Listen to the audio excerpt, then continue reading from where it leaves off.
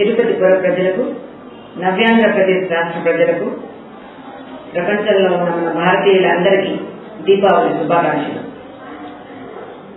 దీపావళి అంటే చీకటిని పారదోలి వెలుగును తీసుకొచ్చే పండుగ.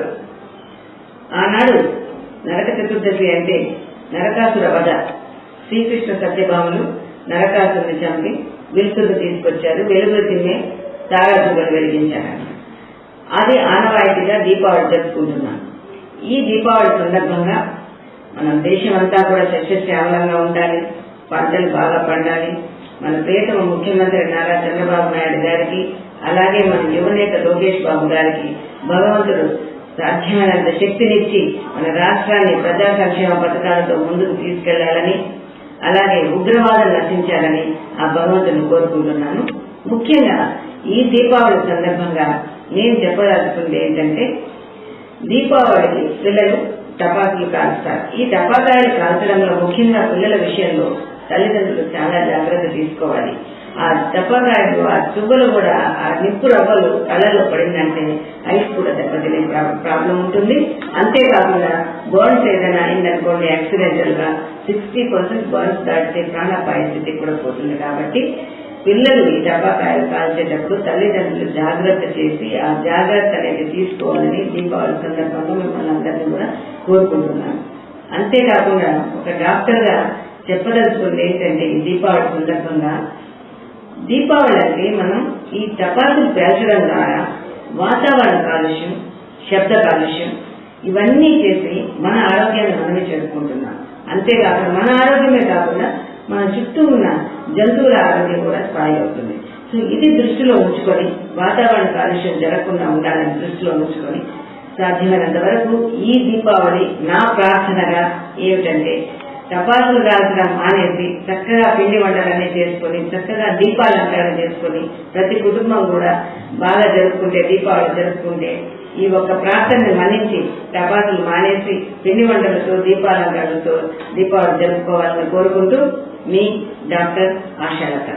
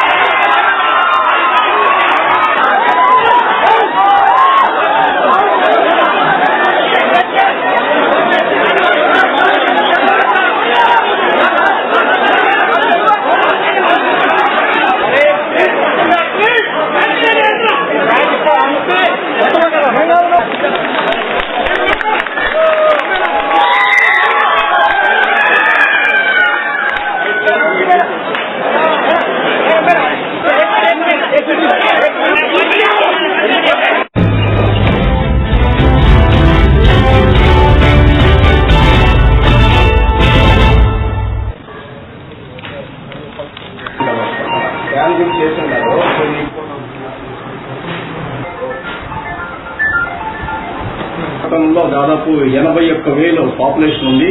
దానికి గాను ఇప్పుడు 93% వరకు పల్స్ సర్వే కంప్లీట్ అయింది. ఈ ఈకేవైసీలో ఇప్పుడు మేము అందుకనే రాష్ట్ర ప్రభుత్వం మన ముఖ్యమంత్రి గారు తెలియజేసిన వరకు జిల్లా కలెక్టర్ వారు 25, 26 తేదీలో అంతా జిల్లా మొత్తము ఈ కార్యక్రమాన్ని స్పెషల్ క్యాంపెయిన్ డేగా చేపట్టమని తెలియజేసిన వరకు 25, 26 తేదీల్లో చాలా బాగా వచ్చింది. నాకు తెలిసి జిల్లాలో రేణిగుంటలో చాలా వరకు 2,000 పర్ డే, అంటే 4,000 మంది మా అవకాశాన్ని బాగా సద్వినియోగం చేస్తున్నారు. దీనికోసంగా మేము ఇంకో ముఖ్యంగా ఏమంటే ప్రతి ఒక్క పల్లెల్లోనూ ప్రతి ఒక్క పట్టణంలోనూ మా రేణిగుంట పట్టణంలో 3 కేంద్రాలు ఏర్పాటు చేశాం. 3 కేంద్రాల్లో గ్రామ పంచాయతీ కార్యాలయంలో మన పంచాయతీ కార్యదర్శి వాళ్ళ సిబ్బంది, అదేవిధంగా ఎఫ్పీడీఓ కాన్ఫరెన్స్ హాల్లో రెవెన్యూ స్టాఫ్, మా వీఆర్ఓలు వాళ్ళ సిబ్బంది, అదేవిధంగా check post, old check post దగ్గర 3 కౌంటర్లలో ఆ 2 రోజులు దాదాపుగా 2000 మంది ఈకేవైసీ యొక్క ప్రయోజనం తీసుకున్నారు. ఆ విధంగానే ఇంకా మాకు కొద్దిమంది లబ్ధిదారులు పోగొట్టుకోకుండా ఈ అవకాశాన్ని తీసుకోవాల్సిందిగా కోరుతూ, ఇప్పుడు ఈ రోజు రేపు ఎక్కడైనా బంధువులు వచ్చింటారు, ఈ దీపావళి సందర్భంలో అందరికీ శుభాకాంక్షలు తెలియజేస్తూ ప్రతి ఒక్కరు బంధువులు ఎవరైతే వచ్చారో వారు కూడా మా వీఆర్ఓలను, పంచాయత్ సెక్రటరీలను, తెలుగు సీసీలు వాళ్ళందరినీ కనుక్కొని వాళ్ళ ద్వారా కూడా ఈకేవైసీ మీరు ఫింగర్ ప్రింట్స్ తీసుకోవాల్సిందిగా కోరుచు, ఈ అవకాశం ద్వారా మీరు సద్వినియోగం చేసుకోవాల్సిందిగా కోరుచు రేణిగుంట తహసీల్దార్గా ప్రజలందరినీ కోరుకుంటున్నాను.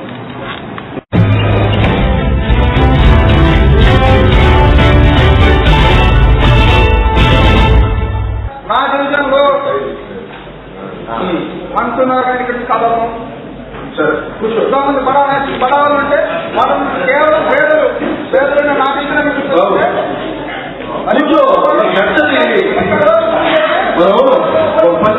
ఆయన 5 సమయంలో వచ్చి మన టౌన్ ప్లానింగ్ అధికారులు కానీ రేపు మార్నింగ్ ఇల్లు తొలగిస్తాం, ఖాళీ చేసేది. ఎన్న దిశకి మనకు పద్ధతి ఉందే, ఉదయం 200 మంది పోలీసులు 6 గంటల సమయంలో మార్నింగ్ 200 మంది పోలీసులు మొత్తం యంత్రాంగాన్ని కొట్టిస్తారా? ఎంత దిశ కొంచెం పద్ధతి ఉంది. మీరు అధికారం ఉంది కదా, మంచి పద్ధతి కాదు దిశ, దాంట్లో పద్ధతి ఉంది. పద్ధతి వివరించండి. మీ ఆలోచన మంచి ఆలోచన. నేను చెప్పేది ఏంటంటే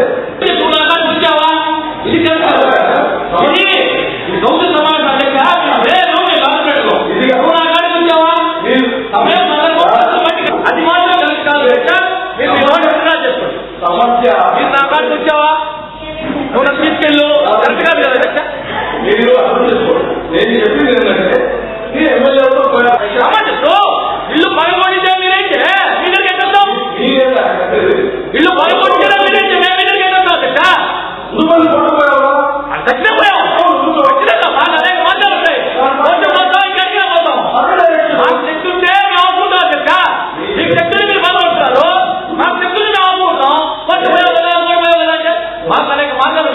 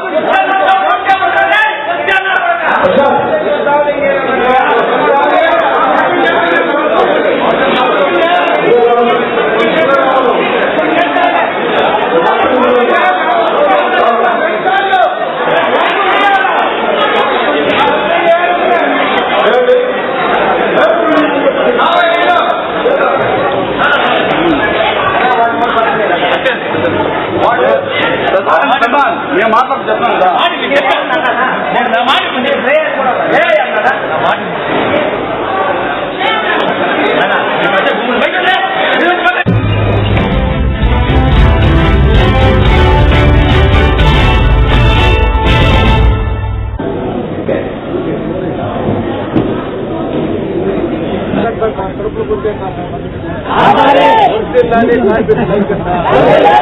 మలినాలను గాని చెత్తా చెదారాలని శుభ్రపరిచేటటువంటి పనుల్ని చేయకూడనటువంటి పనుల్ని కూడా కార్మికులకు కాకుండా ఇంతవరకు ఈ 40 ఏళ్లలో ఎప్పుడు రావడం అనేటటువంటి చర్యకి పాల్పడి కార్మికులు కడుపు కొట్టద్దు అనేటటువంటి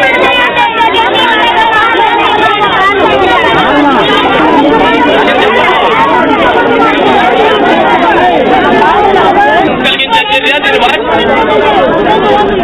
ప్రతిపక్షం చెప్పారు.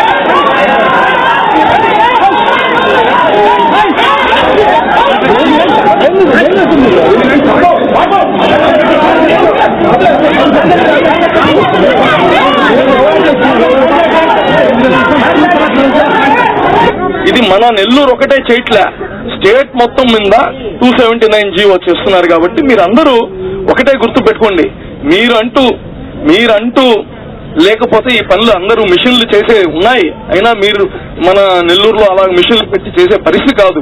మీరందరూ జాగ్రత్త బాగుండాలి, మీ కుటుంబాలు బాగుండాలి, మీరు ఆరోగ్యంగా ఉండాలి. మీరుంటేనే మనం అన్ని చేయగలుగుతాం. అయితే మీరు ఒకటే గుర్తు పెట్టుకో తల్లి, మీరందరూ మీ అందరికీ రక్షించుకునే బాధ్యత మాది. ఎవరు మీరు కంగారు పడొద్దు. ఏది చేసినా మీకు మంచి జరిగేటట్టే చేస్తాము. దయవుంచి నేను ఒక్కడనే ఇక్కడ చేస్తున్నా అనుకోబాక, ఇది ప్రభుత్వం నుంచి వచ్చిన ఒక ఆర్డర్, గవర్నమెంట్ ఆర్డర్ ఇది. కాబట్టి అక్కడ కానీ మన వాళ్ళు కత్తి శ్రీనివాస్ లాంటి వాళ్ళు 110 మున్సిపాలిటీస్ 110 కత్తి శ్రీనివాసులు ఉన్నారు. మీరు ఎవరు భయపడొద్దు. వాళ్ళు చేయాల్సిన ఆర్గ్యుమెంట్స్ చేస్తారు. గవర్నమెంట్ దగ్గర దాన్ని కానీ తీసుకెళ్తాము. వాళ్ళ కన్సర్న్స్ ఇలా ఉన్నాయి, మున్సిపల్ వర్కర్స్ ఫెడరేషన్ ఇవన్నీ అడుగుతుంది, వాళ్ళ ఈ బాధలు ఉన్నాయి, వాళ్ళకు మనం దాన్ని కాంపన్సేట్ చేయాల్సి ఉంటే చేయాలి.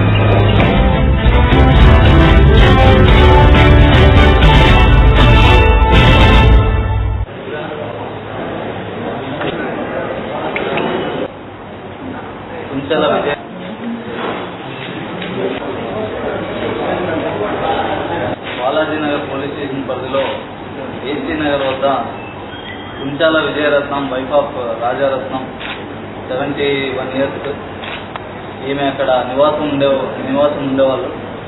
అయితే మనకు తెలిసిన విషయమే, 15వ తారీఖు నైట్ ఈమెను ఎవరో గుర్తు తెలియని వ్యక్తులు మర్డర్ చేశారని చెప్పేసి మనకు రాబడిన సమాచారం మేరకు కేసు రిజిస్టర్ చేయడం జరిగింది. ఆ మర్డర్ చేసి అక్కడ ఆమె ఒంటి పైన ఉన్నటువంటి మెడలో ఉన్నటువంటి బంగారు గొలుసు, తర్వాత చేతికి ఉన్నటువంటి రింగ్, చెవులో ఉన్నటువంటి కమ్మల్ని తీసుకొని పోవడం జరిగింది. అయితే ఇందులో మనం ఈరోజు మార్నింగ్ ఒక 2 జువెనైల్స్ ని అదుపులోకి తీసుకొని విచారించి వారి వద్ద నుంచి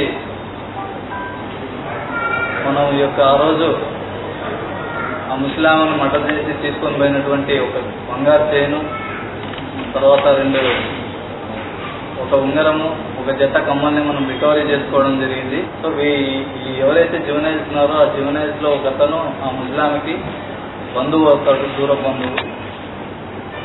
అతను ఆమెకి మనవడు వరుస అవుతాడు. సో ఆ చనువుతో ఆమె వాళ్ళని లోపలికి రానిచ్చింది. అది వారు ఆసరాగా తీసుకొని చెప్పేసి ఆమె ఒంటరిగా ఉన్నప్పుడు చూసి ఆమెను హతమార్చి ఆమె దగ్గర ఉన్నటువంటి బంగారాభరణాలు తెచ్చుకొని వెళ్ళడం.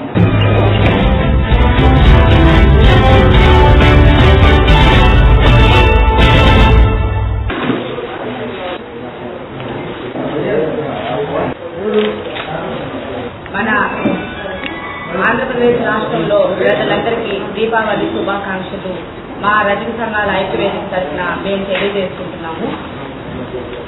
మా యొక్క ముఖ్యమైన విషయము, రాష్ట్ర రజక సంఘాల ఐక్యవేదిక తరఫున మా రజకుల్ని ఎస్సీ రిజర్వేషన్లో చేర్చాలి అనే ఒక డిమాండ్తో మేము ఎన్నో పోరాటాలు చేస్తూనే ఉన్నాము. మన రాష్ట్ర ముఖ్యమంత్రి వర్యులు నారా చంద్రబాబు నాయుడు గారు ఎలక్షన్ల ముందు రజకుల్ని ఎస్సీ రిజర్వేషన్లో చేరుస్తాము అని మాట ఇచ్చున్నారు. వచ్చే నెల 27వ తారీఖు చిత్తూరు జిల్లా నారావారిపల్లి నుండి రజకుల ఆత్మగౌరవ యాత్ర, గ్రామ స్వరాజ్య యాత్ర కూడా మొదలు పెడుతున్నారు. కాబట్టి మీ అందరికి కూడా రాష్ట్ర వ్యాప్తంగా, జిల్లా వ్యాప్తంగా కూడా మేము తెలియజేస్తున్నాము. మన రజకులందరూ ఈ సభలకి హాజరయ్యి పెద్ద ఎత్తున జయప్రదం చేసి మన రజక సంఘాల ఐక్యతని చాటి చెప్పే విధంగా మన రజక సంఘాల్లో ఉండే లీడర్లందరూ కూడా కలిసి రజక పోరాటానికి సిద్ధం.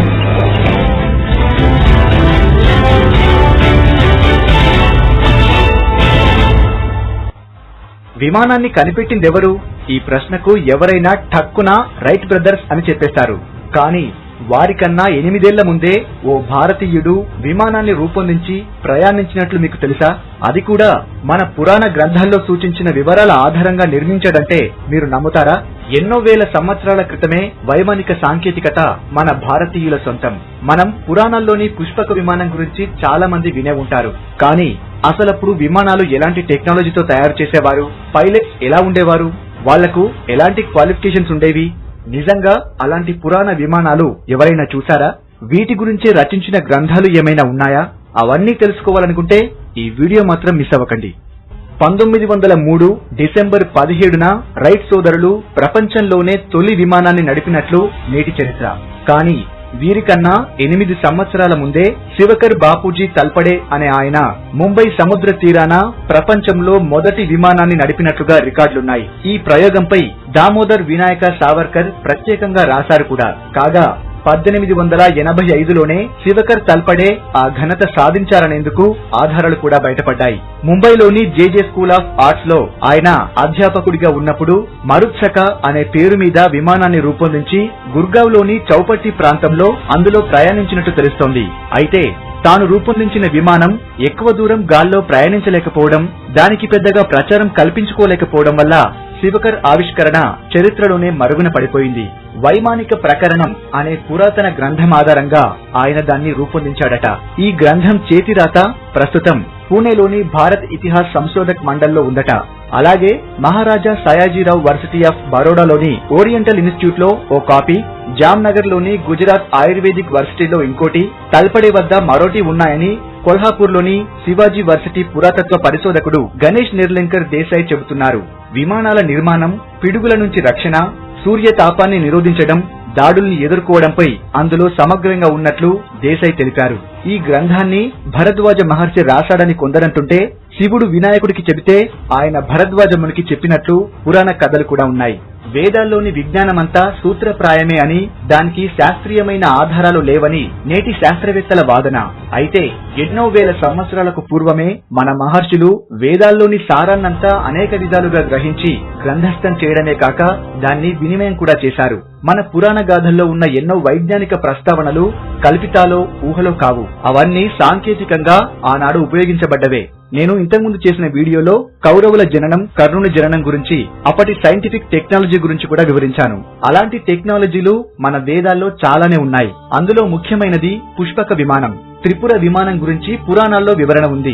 అలాగే రామాయణంలో పుష్పక విమానం గురించి, భారత భాగవతాల్లో సౌభకం వంటి విమానాల గురించి విశేష వర్ణనలు ఉన్నాయి. భరద్వాజ మహర్షి రాసిన యంత్ర సర్వస్వము అనే గ్రంథంలోని 40 అధికరణమైన వైమానిక ప్రకరణములో అప్పుడు వాళ్ళు వాడిన పనిముట్లు, యంత్రాల చిత్రాలే కాక విమాన డిజైన్లు కూడా పొందుపరిచారు. దాదాపు 600 పేజీలతో వైమానిక శాస్త్రము రూపుదాల్చింది. ఇది తొలి వైజ్ఞానిక గ్రంథం. భరద్వాజ మహర్షి పేర్కొన్న వైమానిక శాస్త్రంలో యంత్రాలు, పరికరాలు, లోహాల వినియోగం, వాటి నిర్వహణపై పరిశోధనలు జరిపి తెలుగులో గ్రంథంగా రూపొందించారు డాక్టర్ ఆమంచి బాలసుధాకర్ శాస్త్రి. అందులో పైలట్ తీసుకోవాల్సిన 32 రహస్యాల గురించి వివరించారు. పైలట్స్ తీసుకోవాల్సిన శిక్షణ ఎలా ఉండాలనేది కూడా భరద్వాజ మహర్షి చెప్పారు. విమానంలో ముఖ్యమైన 32 భాగాల గురించి, ఆ యంత్రాల పనితీరు గురించి విపులంగా వివరించారు. ఇది ఇప్పుడున్న టెక్నాలజీ కంటే చాలా అధునాతనమైందని, ఇప్పుడు విమానంలో తీసుకుంటున్న న్యూట్రిషన్ టాబ్లెట్స్ వంటివి ఆ కాలంలోనే ఉన్నవని భరద్వాజ మహర్షి తెలియజేశారు. 100 శతఘ్నులు పేల్చిన దెబ్బతినని లోహాన్ని ఆనాటి విమానాల తయారీకి వాడేవారట. మెరుపుల్లోంచి ఎనర్జీ తీసుకోవచ్చని వైమానిక శాస్త్రంలో చేర్చబడింది. నేల మీద, నీటి మీద, ఆకాశంలో సంచరించగలిగే త్రిపుర విమానం గురించి కూడా పేర్కొన్నారు. ఈనాటి ఏరోనాటిక్స్ లో ఉన్న యంత్ర సర్వస్వమంతా వైమానిక శాస్త్ర గ్రంథంలో ఉంది. విమాన సిబ్బంది ఎలాంటి డ్రెస్సులు ధరించాలో కూడా అందులో వివరించారు. ఆహారాధికరణంలో ఎలాంటి ఆహారాన్ని స్వీకరించాలి, లోహాధికరణంలో విమానాల తయారీలో ఉపయోగించే వివిధ రకాల లోహాలు, అద్దాలు, లెన్సులు, పవర్ జనరేషన్ ఎలా చేయాలి వంటి అనేక అంశాలు స్పష్టంగా భరద్వాజ మహర్షి తెలియజేశారు. భరద్వాజ మహర్షి రాసిన యంత్ర సర్వస్వం ప్రాచీన భారతీయుల వైమానిక విద్యా నైపుణ్యానికి నిదర్శనం. ఈ గ్రంథం బరోడా మహారాజా వారి గ్రంథాలయంలో కూడా ఉంది. దీని ఆధారంగానే బోధనందుని వ్యాఖ్యానంతో వైమానిక ప్రకరణం వెలువడింది. దాదాపు 50 వరకు విమాన గ్రంథాల సూచిక ఈ ప్రకరణంలో లభిస్తుంది. అగస్త్యుని శక్తి సూత్రం, ఈశ్వరుని సౌదామిని కళ, భరద్వాజుని అంశుతంత్రం, శకటాయుని వాయుతత్వ ప్రకరణం, నారదుని వైశ్వానర తంత్రం, ధూమ ప్రకరణం వీటిలో ముఖ్యమైనవి. అన్నింటిలో యంత్ర సర్వస్వం 8 అధ్యాయాలు, 100 కాండాలు, 500 సూత్రాలతో విశిష్టంగా పేర్కొనబడింది. 32 రహస్యాలు. సాంకేతిక పరిజ్ఞానం తెలిసిన వాడే విమానాన్ని నడపగలడని, అతన్నే చోదకుడు అంటే పైలట్ అంటారని ఆయన వివరించాడు. ఈ యంత్ర సర్వస్వం ఆధునిక పాశ్చాత్య వైమానిక విద్యావేత్తల్ని ఆశ్చర్యపరుస్తుంది. భరద్వాజుడు పేర్కొన్న వైమానిక సాంకేతిక పద్ధతుల్లో 4 ముఖ్యమైనవి ఉన్నాయి. అందులో ఒకటి కృతక రహస్యం. విశ్వకర్మ, మయుడు, మనువు చెప్పిన రీతిలో విమానాలు నిర్మించే పద్ధతిని ఇది వివరిస్తుంది. రెండోది గూఢ రహస్యం. విమాన ప్రయాణాలకు దోహదం చేసే వాయువులు, వాటి చలనాల గురించి వివరిస్తుంది. ఆ వాయువుల పేర్లు వాస, వయ్యాస, ప్రయాస. ఈ 3 వాయువుల్ని వశపరుచుకున్నట్లయితే విమానాన్ని ఎవరికీ కనిపించకుండా నడిపించవచ్చట. ఇక మూడవది అపరోక్ష రహస్యం. పిడుగుల వల్ల జన్మించే ఒక రకం విద్యుత్తు గురించి ఈ ప్రకరణం వివరిస్తుంది. ఈ విద్యుత్తును వశపరుచుకుంటే విమానం ముందు గల వస్తువుల్ని పైలట్ స్పష్టంగా చూడగలుగుతాడట. నాలుగవది సర్పగమన రహస్యం. సౌరశక్తిని ఉపయోగించి విమానాన్ని సర్పగతిలో నడిపే పద్ధతిని ఈ ప్రకరణం వివరిస్తుంది. ఇలా యంత్ర సర్వస్వం ప్రాచీన భారతీయుల విమాన విద్యా ప్రావీణ్యం గురించి చక్కగా వివరిస్తుంది. మీకిప్పుడు వివరించినవి కేవలం 4 మాత్రమే. ఇలాంటివి మొత్తం రహస్య విద్యలు, దాదాపు 32 వైమానిక లక్షణాలున్నాయి. అవి మాంత్రిక, తాంత్రిక, కృతక, అంతరాల, గూఢ, దృశ్య, అదృశ్య, పరోక్ష, అపరోక్ష, సంకోచ, విస్తృత, విరూపకరణ, రూపాంతర, సురూప, అంశుబోధిని, తమోమయ, ప్రళయ, విముఖ, తార, మహాశబ్ద విమోహన, లంఘన, సర్పగమన, చాపల, సర్వతోముఖ, పరశబ్ద గ్రాహక, రూపాకర్షణ, క్రియాగ్రహణ, దిక్ప్రదర్శన, ఆకాశకార, జలదరూప, స్తబ్దక, కర్షణ. వీటి గురించి పూర్తిగా వివరించాలంటే టైం ఎక్కువవుతుందని కేవలం వాటి పేర్లను మాత్రమే చెప్పాను. అయితే ఇప్పుడు చెప్పిన 32 విద్యా రహస్యాలు విమానం నడిపేవారు ఖచ్చితంగా తెలుసుకుని ఉండాలనేది విమాన శాస్త్రం అధ్యయనం చేసిన సిద్ధనాథుని అభిప్రాయం. ఇవన్నీ మనకు సాధ్యపడే విద్యలేనా అని డౌట్ ఉండొచ్చు. కానీ వేదకాలంలో విమాన శాస్త్రం ఉందని, విశ్వకర్మ వంశంలోని మయుని లాంటి వారు రథకార శిల్పాచార్యులు పురాణ ఇతిహాసాల్లో చెప్పిన విధంగా అనేక అద్భుతమైన విమానాలు నిర్మించారని, వారు అనేక మహావిద్యలు తెలిసిన గొప్ప శాస్త్రజ్ఞులు అనేది మాత్రం అక్షరాల నిజం.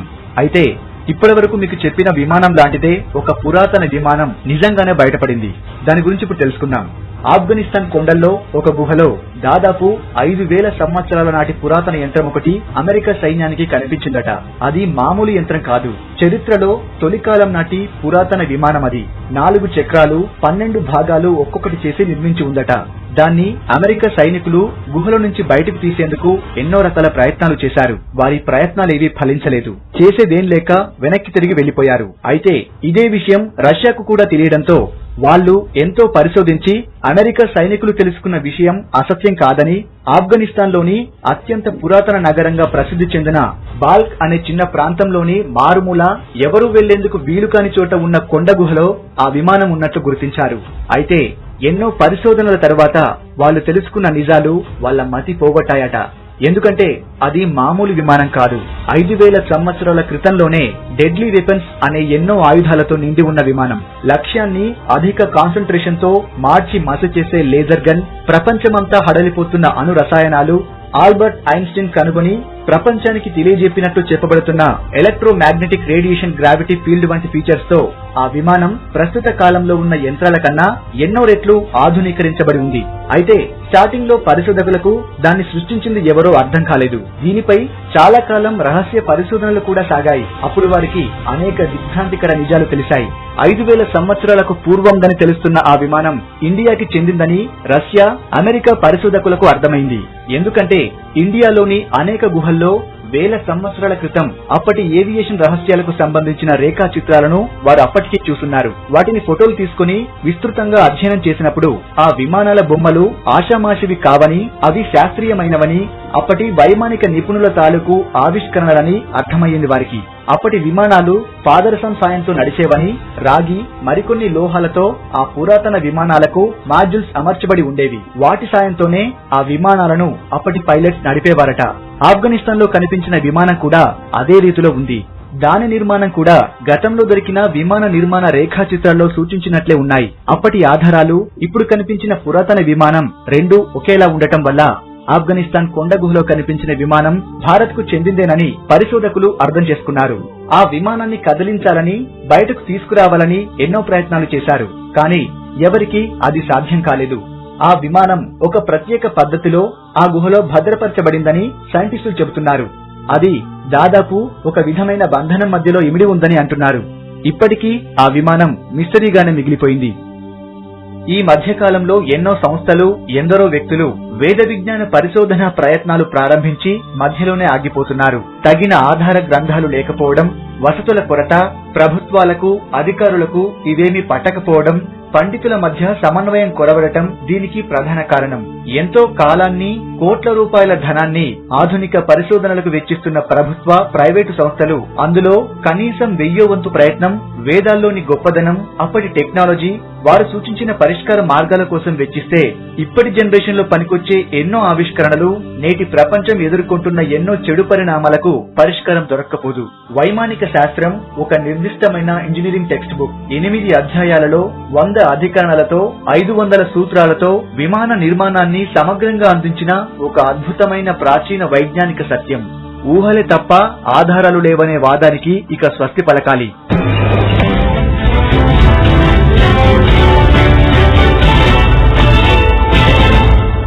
నీటిని నిల్వ చేసేందుకు మన పూర్వీకులు వాడిన అద్భుతమైన టెక్నిక్స్ ఇవి.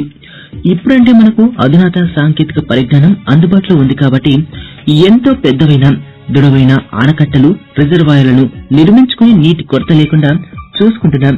కానీ కొన్ని వందల ఏళ్ల క్రితం పరిస్థితి అలా లేదుగా. మరి అలాంటప్పుడు అప్పటి వారు నీటి నిల్వ కోసం ఇలాంటి పద్ధతులను ఉపయోగించారో తెలుసా? వాటిని చూస్తే మీకు ఆశ్చర్యం కలగక మానదు. అలాంటి నిర్మాణాల గురించి ఇప్పుడు తెలుసుకుందాం. మొదట జలారా.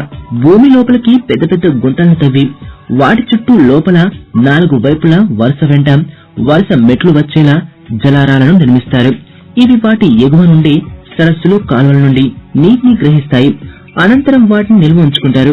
అవసరం ఉన్నప్పుడు ఆ నీటిని ప్రజలు ఉపయోగించుకునేవారు. ఇవి క్రీస్తు 1660 సంవత్సరం కాలం నాటికి చెందిన నిర్మాణాలు. ఇక రెండవది తాలాబ్ బందీ. బుందేల్ఖండ్, ఉదయపూర్ వంటి ప్రాంతాల్లో ఈ నిర్మాణాలను ఎక్కువగా చేపట్టేవారు.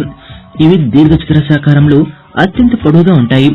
వీటిల్లో పెద్ద ఎత్తున నీటిని నిల్వ చేసేవారు. అలా నిల్వ ఉంచిన నీటిని గృహాలు, వ్యవసాయ అవసరాల కోసం ఉపయోగించుకునేవారు.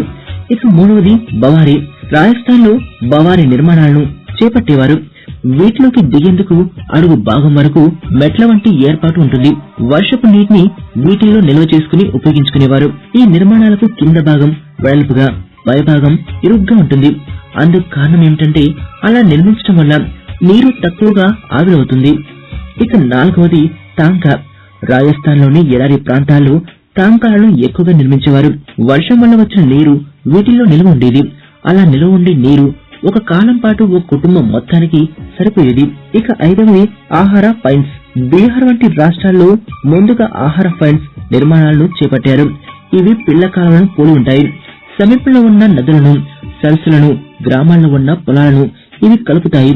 వీటిలో పారే నీటిని జనాలు వాడుకునేవారు. ఇక ఆరవది జోహార్స్. కర్ణాటక, ఒడిశా రాష్ట్రాల్లో వీటిని ముందుగా నిర్మించారు. మనం ఇప్పుడు పిలుస్తున్న చెక్ డ్యామ్స్ లాంటి నిర్మాణమే ఇవి కలిగి ఉంటాయి. మూడు వైపులా ఎత్తుగా, ఒకవైపు వంపుగా ఉండే ప్రాంతంలో చాలా లోతుగా తవ్వితే వర్షం పడినప్పుడు ఆ ప్రాంతంలో నీరు నిలిచేది. ఈ క్రమంలో వంపు ఉన్న ప్రాంతాన్ని గోడతో మూసి అవసరం అనుకున్నప్పుడు దాన్ని తెరుస్తూ నీటిని వాడుకునేవారు. ఇక ఏడవది పనాంకని. ఓ రకమైన వృక్షానికి చెందిన 4 అడుగుల ఎత్తున పెద్ద పెద్ద కాండాలను తీసుకుని వాటి లోపల భాగాలను తీసేసి డమ్ములుగా తయారు చేసి ఇలాంటి నిర్మాణాలను చేపడతారు. మన దేశంలో పలు ప్రాంతాల్లో అడవుల్లో నివాసం ఉండే కొన్ని తెగలకు చెందిన వారు వీటిని తయారు చేసేవారు. అడవుల్లో వీటిని తయారు చేసి ఏదైనా ఒక ప్రాంతంలో వీటిని పెట్టగానే వర్షం పడినప్పుడు అందులోకి నీరు వచ్చి చేరుతుంది.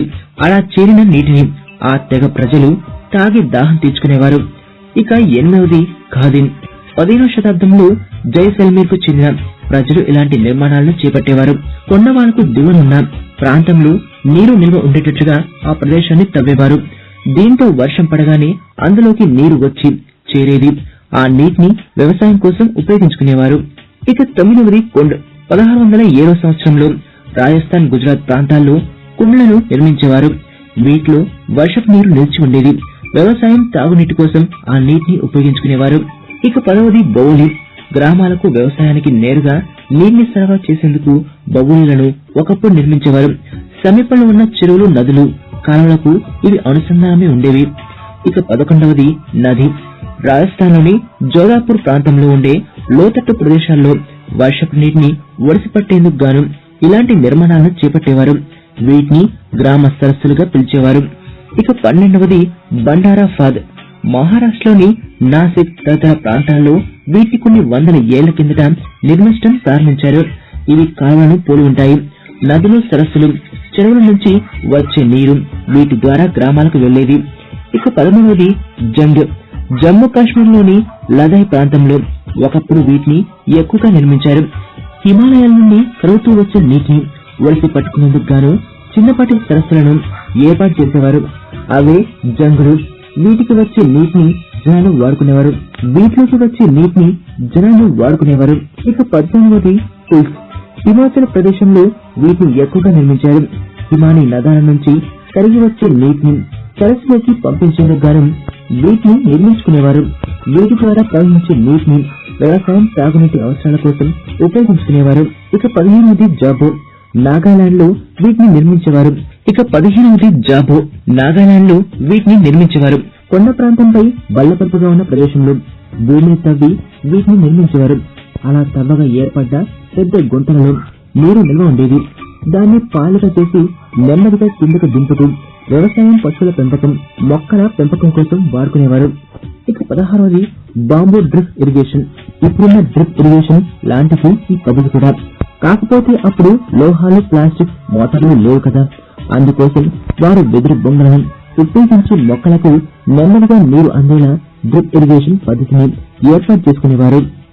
ఇక 17వది జాక్ వెల్స్. అండమాన్ నికోబార్ దీవుల్లో ఇలాంటి నిర్మాణాలను ఎక్కువగా చేపట్టేవారు. పెద్ద పెద్ద బావులను తవ్వి వాటిలోకి వెదురు బొంగలను పెట్టేవారు. ఆ బొంగల రెండో చివర్లను చెట్ల కింద ఉంచేవారు. చెట్లపై పడ్డ వర్షపు నీరు వెదురు బొంగల ద్వారా బావుల్లోకి వచ్చి చేరేది. ఒకవేళ ఆ బావి నిండితే దాని నుంచి మరో వెదురు బొంగ ద్వారా ఇంకొక బావికి నీటి పంపే ఏర్పాటు చేసేవారు. ఇక 18వది రామ్టెక్ మోడల్. మహారాష్ట్రలో ఇలాంటి నిర్మాణాలను చేపట్టేవారు. పర్వత ప్రాంతాల్లో పెద్ద పెద్ద కొలనులను ఏర్పాటు చేసి వాటిలో చేరే వర్షపు నీటిని సేకరించేవారు. అలా వచ్చి చేరిన నీరు పర్వత ప్రాంతం కింద ప్రవహించేది. దీంతో ప్రజల అవసరాలు తీరేవి. ఇక 19ది పాట్ పద్ధతి. కొండ ప్రాంతాల నుండి కిందకు వచ్చే నీటిని అనేక పద్ధతులు మార్గాల్లో దారి మళ్లిస్తూ ఆ నీటిని ఎట్టకేలకు గ్రామ సమీపంలోకి తెచ్చేవారు. అలా వచ్చి చేరే నీటిని మళ్లీ నిల్వ చేసి వాడుకునేవారు. ఇక 20వది ఏరి. మన దేశంలో అత్యంత పురాతనమైన నీటిని నిల్వ చేసే పద్ధతిగా ఇది పేరుగాంచింది. తమిళనాడులో ఇప్పటికీ కొన్ని ఏరి నిర్మాణాలు ఉన్నాయి. వాటిల్లో పెద్ద ఎత్తున వర్షపు నీరు చేరుతుంది. అలా చేరే నీటిని కాలువల ద్వారా మళ్లించి గ్రామాల్లో వాడుకునేవారు. ఇవే కాదు, ఇంకా చాలా రకాల నీటి నిల్వ పద్ధతులు మన దేశంలో ఉన్నాయి. అందులో మన దగ్గర ఉన్న చెరువులు కూడా ఒకటి. కర్ణాటకలో వీటిని హిరిస్ అని పిలుస్తారు. అస్సాంలో అయితే వీటిని డోంగ్స్ అని అంటారు. ఇవన్నీ మన దేశంలో ఉన్న అత్యంత పురాతనమైన నీటి నిల్వ పద్ధతులు. ఇప్పటికీ అనేక చోట్ల ఇలాంటి పద్ధతులు అమల్లో ఉన్నాయి.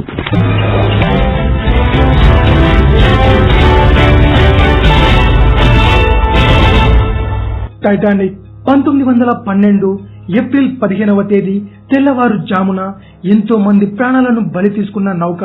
బ్రిటిష్ ప్యాసేజ్ లైనర్ కి సంబంధించిన ఈ నౌక నార్త్ అట్లాంటిక్ సముద్రంలో మంచుకొండను ఢీకొట్టి మునిగిపోయింది. ఆ టైటానిక్ షిప్ గురించి కొన్ని భయంకరమైన నిజాలివి. టైటానిక్ మునిగిపోవడానికి 14 సంవత్సరాల కంటే ముందే, అంటే 1998లో అమెరికాకి చెందిన రచయిత ఒక నవలను రచించాడు. ఆ నవల పేరు ఫుటిలిటీ. దానికి తెలుగులో వ్యర్థము అనే అర్థం. మోర్గాన్ రాబర్ట్సన్ రచించిన ఈ నవలలో బ్రిటిష్ కి చెందిన ఓడ ఏప్రిల్ అనే నెలలో సముద్ర ప్రయాణం అవుతుంది. ఈ నవల యొక్క స్టోరీని బట్టి ఈ షిప్ వెళ్లి నార్త్ అట్లాంటిక్ లోని ఐస్బర్గ్ ను ఢీకొంటుంది. మంచుకొండలను ఢీకొట్టిన ఈ నౌక ప్రయాణికులు మరియు ఓడ సిబ్బందితో సహా మునిగిపోతుంది. ఈ నవలలో ఉన్న ట్రాజెడీ ఇంచుమించు టైటానిక్ షిప్ లో జరిగినవే. అవి ఆశ్చర్యకరంగానూ భయంకరంగానూ ఉన్నాయి.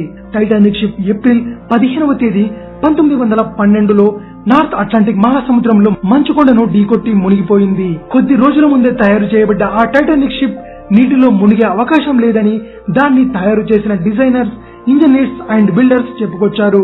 1912 ఏప్రిల్ 12వ తేదీన మధ్యాహ్నం టైటానిక్ తొలి సముద్ర ప్రయాణానికి బయలుదేరింది.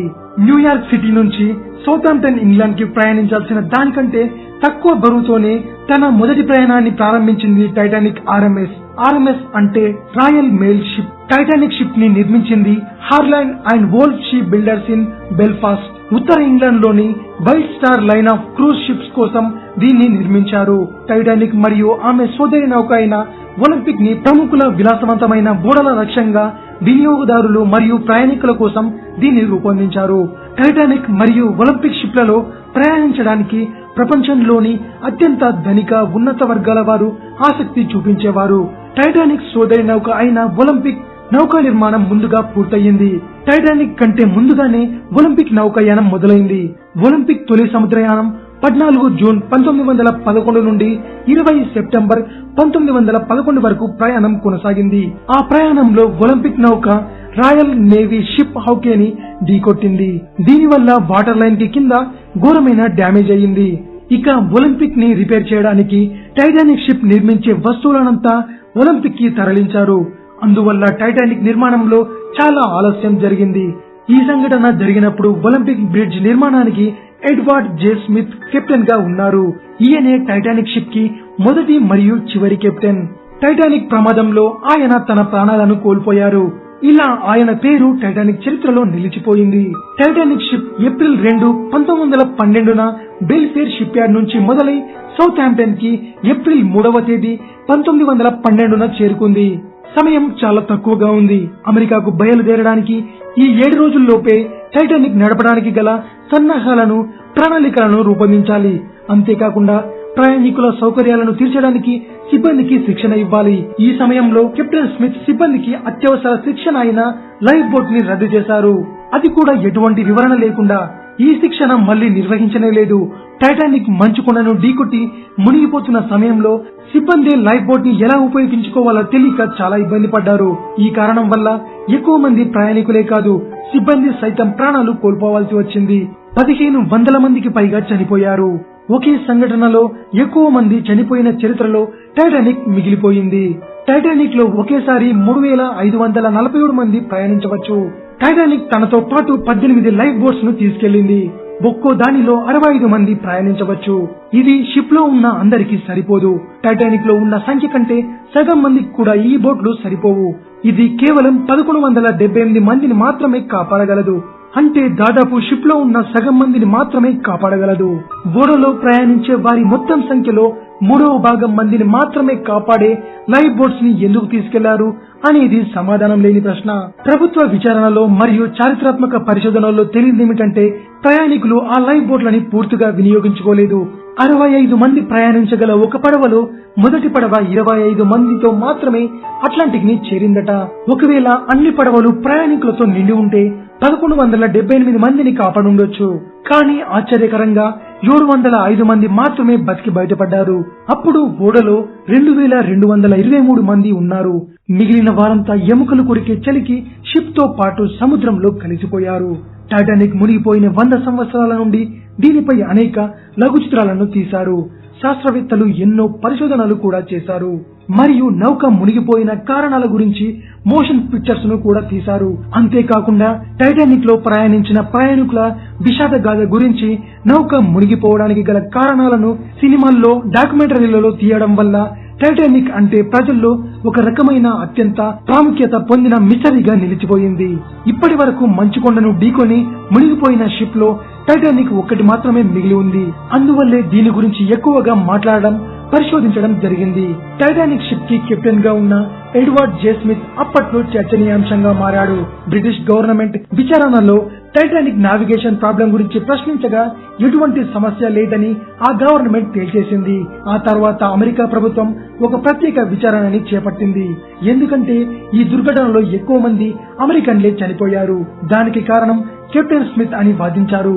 షిప్ మంచుకొండని ఢీకొట్టే అవకాశం ఉందని తెలిసి కూడా నిర్లక్ష్యపు ధోరణి చూపించాడని, తన ప్రవర్తన వల్లే వేల మంది ప్రాణాలను కోల్పోవాల్సి వచ్చిందని తీర్పునిచ్చారు. టైటానిక్ ఏప్రిల్ 15, 1912 తెల్లవారుజామున తనతో పాటు తప్పిపోయిన ప్రయాణికులను కలుపుకొని అట్లాంటిక్ మహాసముద్రంలో మునిగిపోయింది.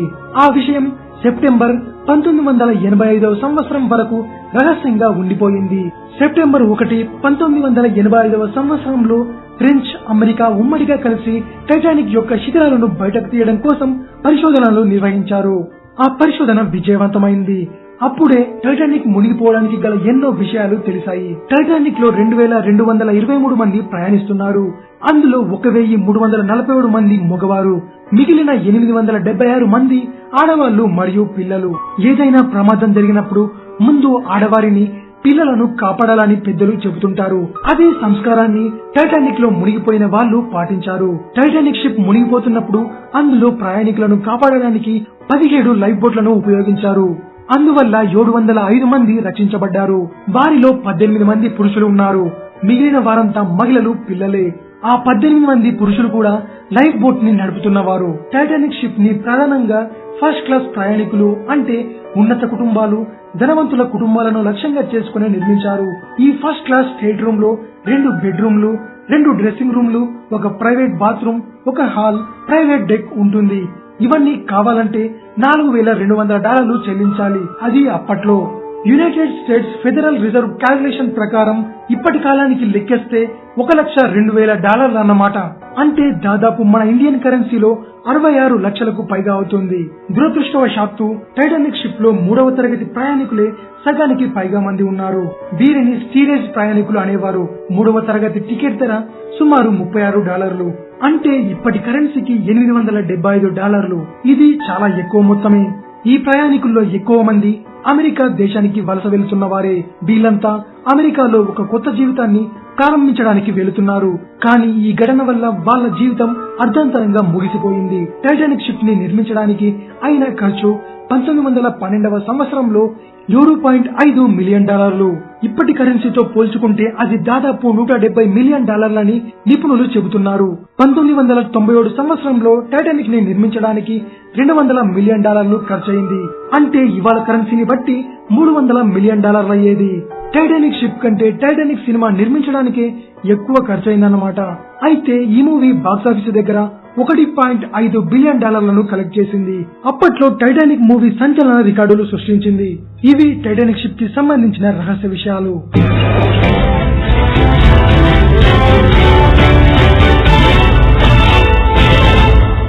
సర్పదేవతల్ని భారతదేశంలోని అన్ని రాష్ట్రాల్లోనూ ఆరాధించడం జరుగుతున్నది. ముఖ్యంగా దక్షిణ భారతదేశంలో సర్పాలను ప్రత్యక్ష దైవాలుగా ఆరాధిస్తారు. ఇక ఉత్తర భారతదేశం విషయానికి వస్తే మహారాష్ట్రలో నాగరాజును నాగోబా అన్న పేరుతో పిలుస్తూ ఎంతో భక్తి శ్రద్ధలతో ఆరాధించడం జరుగుతున్నది. ఈ నాగోబా మహారాష్ట్రలోని భక్తులకు ఎన్నో సమయాల్లో దర్శనమిచ్చినట్లుగా ఆధారాలు ఉన్నాయి. అతి శక్తివంతమైన ఈ నాగోబా యొక్క మహత్యాన్ని వివరించే అనేక యథార్థ సంఘటనలు మహారాష్ట్రలోని గ్రామీణ ప్రాంతాలలో కథలుగా చెప్పుకోబడుతున్నాయి. మహారాష్ట్రలోని పుండరీపురంలో కొన్ని వందల ఏళ్ల క్రితం యథార్థంగా జరిగిన ఒక కథను మనం ఇక్కడ తెలుసుకుందాం. పుండరీపురంలో రంగనాథ భట్టు అనే వేద పండితుడు ఉండేవాడు. ఆయనకు 7 కుమారులు ఉన్నారు. వారందరికీ వివాహాలు కావడంతో 7 కోడళ్లు కాపురానికి వచ్చారు. వాళ్ళది ఉమ్మడి కుటుంబం. రంగనాథ భట్టు తన 7 కోడళ్లను ఎంతో అభిమానంతో కూతుళ్లలాగా చూసుకుంటూ ఉండేవాడు. ఒకసారి శ్రావణ మాసంలో నాగపంచమి పర్వదినం వచ్చింది. ఆ సమయంలో కోడళ్లు అందరూ తమ తమ పుట్టిళ్లకు బయలుదేరారు. 7వ కోడలు రమ చాలా పేద కుటుంబం నుంచి వచ్చింది. ఆమెకు చిన్నప్పుడే తల్లిదండ్రులు పోయారు. ఆమెకు అక్క చెల్లెలు కాని ఇతర బంధువులు కాని లేరు. ఒక రకంగా చెప్పాలంటే ఆమె అనాథ. ఎవరో దూరపు బంధువులు జాలిపడి ఆమెకు పెళ్లి చేశారు. ఆమె రూపాన్ని సుగుణాన్ని చూసి సంతోషించిన రంగనాథ భట్టు ఏ కట్నాన్ని ఆశించకుండా ఆ అమ్మాయిని తన కోడలుగా చేసుకున్నాడు. ఇక అసలు కథకు వద్దాం. రమ తోడి కోడళ్లు అందరూ ఎవరి పుట్టింటికి వాళ్ళు నాగపంచమి పండుగ జరుపుకోవడానికి వెళ్లిపోయారు. రమకి మాత్రం పుట్టింటి వైపు నుండి ఏ బంధువులు లేకపోవడంతో ఆమె అత్తగారింట్లోనే ఉండిపోవాల్సి వచ్చింది. ఆమెకు అలా ఉండిపోవడం చాలా బాధ కలిగించింది. ఆమె తనకిష్టమైన నాగోబాను తలుచుకుంటూ వాళ్ల ఇంటి పెరట్లో ఉన్న బావి దగ్గర కూర్చుని మౌనంగా రోదిస్తూ నాగోబాను ఇలా ప్రార్థించింది. ఓ నాగోబా, నువ్వు ఎలాగైనా మారు వేషంలో ఇక్కడకు వచ్చి నిన్ను తీసుకురమ్మని నీ పుట్టింటి వాళ్ళు నన్ను పంపించారు అని మా మామగారికి చెప్పు. అప్పుడు మా మామగారు మరియు మా తోడి కోడళ్ల ముందు నా గౌరవం నిలుస్తుంది అన్నది. పాతాళ లోకంలో తన సింహాసనం మీద కూర్చుని ఉన్న నాగోబాకు తన భక్తురాలు చేసిన దీనమైన విన్నపం వినపడింది. ఆమెను చూసి నాగోబా చాలా బాధపడ్డాడు. ఎలాగైనా తన భక్తురాలికి మర్యాద దక్కేలా చూడాలని నిర్ణయించుకున్నాడు. ఆ తర్వాత నాగోబా ఒక బ్రాహ్మణ యువకుడి వేషం ధరించి రంగనాథ భట్టు ఇంటికి వచ్చి రంగనాథ భట్టుతో ఇలా అన్నాడు. అయ్యా, నేను మీ ఆఖరి కోడలి బంధువుల అబ్బాయిని. మీ ఆఖరి కోడలు నాకు అక్కయ్య వరుస అవుతుంది. మీ కోడలి పుట్టింటి వాళ్ళు. ఆమెను నాగపంచమి పండుగను జరుపుకోవడానికి పుట్టింటికి తీసుకురమ్మని నన్ను పంపించారు. దయచేసి ఆమెను నా వెంట పంపించగలరా? రంగనాథ భట్టు ఈ మాట విని చాలా ఆశ్చర్యపోయారు. ఆయనకు తెలిసినంత వరకు ఆఖరి కోడలు అనాథ. ఆమెను నా అంటూ అనుకునేవాళ్లు ఎవరూ లేరు. అలాంటి ఆమె కోసం ఆమె పుట్టింటి వాళ్ళు ఒక మనిషి పంపి మరీ పుట్టింటికి రమ్మంటున్నారు. ఏమిటి ఈ వింత అనుకున్నారు. రంగనాథ భట్టు కొత్తగా వచ్చిన బ్రాహ్మణ యువకుడి వైపు అనుమానంగా చూస్తూ, అబ్బాయి, నువ్వు మా కోడలికి తమ్ముడు వరుస అవుతానంటావు. నువ్వు ఇంతవరకు ఎప్పుడు మా ఇంటికి రాలేదు. మా కోడలి పెళ్లిలో కూడా నువ్వు కనపడలేదు. ఎవరు నువ్వు అన్నాడు. ఆ యువకుడు చిరునవ్వు నవ్వుతూ, అయ్యా, ఆ సమయంలో నేను షిరిడి సాయిబాబాను దర్శించుకోవడానికి షిరిడి వెళ్లాను. అందువల్ల మీ ఆఖరి కోడలు పెళ్లికి రాలేకపోయాను అన్నాడు. ఆ సమాధానంతో రంగనాథ భట్టు కొంత శాంతించాడు. ఆ తర్వాత ఆఖరి కోడలైన రమను బయటకు పిలిచి, ఇదిగో అమ్మాయి, ఇతను ఎవరో మీ తమ్ముడట. నిన్ను నీ పుట్టింటికి తీసుకెళ్లడానికి వచ్చాడట. ఇతడు ఎవరో నాకు తెలియదు. నీవు గుర్తు పట్టగలవేమో చూడు అన్నాడు. రమ మెల్లగా బయటకు వచ్చి మామగారి పక్కనున్న బ్రాహ్మణ యువకుడిని చూసి ఆశ్చర్యపోయింది. నిజానికి అతను ఎవరో ఆమెకు తెలియదు. ఏది ఏమైనా ఎవరూ లేని అనాథ అయిన తనను ఒక కొత్త వ్యక్తి అక్కయ్య అంటూ రావడం ఆమెకు చాలా ఆనందాన్ని కలిగించింది. అందువల్ల ఆమె మామగారి వైపు తిరిగి, అవును, ఇతను మా పెద్దనాన్నగారి అబ్బాయి, నాకు తమ్ముడు అవుతాడు అన్నది. అప్పుడు రంగనాథ భట్టు, అలా అయితే సరే, నువ్వు సంతోషంగా ఇతని వెంట నీ పుట్టింటికి వెళ్లి నాగపంచమి పండుగ జరుపుకుని ఆ తర్వాత ఇక్కడికి వచ్చి అన్నాడు. రమ ఒక చిన్న సంచిలో 2 చీరలు పెట్టుకుని కొత్తగా వచ్చిన యువకుడితో బయలుదేరింది. ఊరి దాటిన తర్వాత జనం ఎవరూ లేని ఒక ప్రదేశానికి వచ్చిన తర్వాత రమ వెంట నడుస్తున్న ఆ యువకుడు హఠాత్తుగా ఒక పెద్ద సర్పంలా మారిపోయి ఆమెతో ఇలా అన్నాడు. బిడ్డ, నీకు ఎవరూ లేరని బాధపడుతూ నన్నే వచ్చి నీ పుట్టింటికి తీసుకువెళ్లమని వేడుకున్నావు. అమాయకమైన నీ భక్తికి నేను మైమర్చిపోయి మారు వేషంలో నీ ఇంటికి వచ్చి నిన్ను తీసుకువచ్చాను అన్నాడు. అప్పుడు రమ ఎంతో భక్తితో నాగోబాకు నమస్కరించి, స్వామి, అంతా నీదయ అన్నది. అప్పుడు నాగోబా తన ఆకారాన్ని విపరీతంగా పెంచివేశాడు. ఫలితంగా సర్పరూపంలో ఉన్న నాగోబా పడగ చాలా విశాలంగా మారింది. ఆ పడగ మీద కూర్చోమని రమకి చెప్పాడు. ఆమె సంతోషంగా ఆ పడగ మీద ఎక్కి కూర్చున్నది. ఆ తర్వాత నాగోబా జరజరా పాకుతూ భూమి మీద ఒక చోట ఒక కలుకులో ప్రవేశించి అక్కడి నుండి నేరుగా పాతాళ లోకం చేరుకున్నాడు. అక్కడ నాగోబా భార్య నాగరాణి కనిపించింది. నాగోబా రమను నాగరానికి పరిచయం చేసి ఆమెతో ఇలా అన్నాడు. ఆమెను ఎట్టి పరిస్థితుల్లోనూ ఎవరూ కాటు వేయకూడదు. ఆమె మన బిడ్డతో సమానం. మన నాగలోకమే ఈమెకు పుట్టిల్లు. భర్త మాటలకు ఎంతో సంతోషించిన నాగరాణి ఎంతో ఆధారంతో రమను దగ్గరకు తీసుకుని ముద్దు పెట్టుకుంది. ఆ తర్వాత నాగరాజు కుమార్తెలు కుమారులు అక్కడికి వచ్చి రమను ఆదరంగా పలకరించారు. 2 రోజులు గడిచాయి. 3వ రోజున అప్పటికే గర్భవతిగా ఉన్న నాగరాణి కొంతమంది పిల్లల్ని కనడానికి సిద్ధంగా ఉంది. అప్పుడు ఆమె రమను తన దగ్గరికి పిలిచి, అమ్మాయి, నేను కాసేపట్లో బిడ్డల్ని ప్రసవించబోతున్నాను. నీవు నీ చేతిలో ఒక దీపాన్ని పట్టుకుని నా పక్కగా కూర్చో అన్నది. తనని ఎంతగానో ఆదరిస్తున్న నాగరానికి తనకు చేతనైన సహాయం చేసే అవకాశం వచ్చినందుకు రమకి ఎంతో సంతోషం కలిగింది. రమ వెలుగుతున్న దీపాన్ని చేత్తో పట్టుకుని నాగరానికి కొంచెం దగ్గరగా కూర్చున్నది. కాసేపటికి నాగరాణి 3 ఆడపిల్లల్ని ప్రసవించింది.